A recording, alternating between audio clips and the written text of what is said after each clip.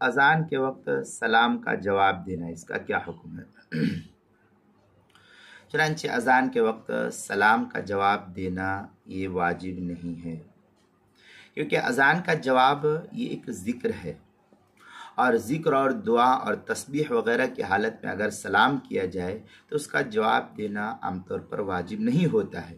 لیکن جواب اذان سے، جب اذان کے جواب سے انسان فارغ ہو جائے تو پھر فارغ ہو کر کے سلام کا جواب دینا یہ انسانی فطر اور عقل کے قریب اور مناسب بات ہے۔ اور جو شخص اذان کے جواب کے دوران اذان کا جواب دینے میں مشغول ہو، اس کو سلام کرنا، سلام کرنے والے کے لیے اس کو فقہا نے مکروہ لکھا ہے کہ ایسے شخص کو سلام نہیں کرنا چاہیے جبکہ وہ خود اس چیز کے اندر مشغول ہو، یعنی ذکر کے اندر مشغول ہو۔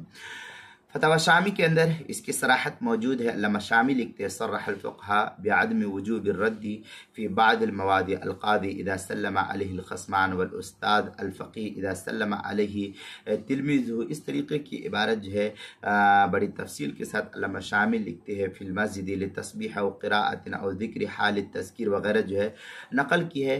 فتاوی شامی دوسری جلد صفحہ 376 کتاب الصلاۃ باب ما یفسد الصلاۃ ما یکرہ فیہا مطلب المواضع التي لا يجب فيها رد السلام۔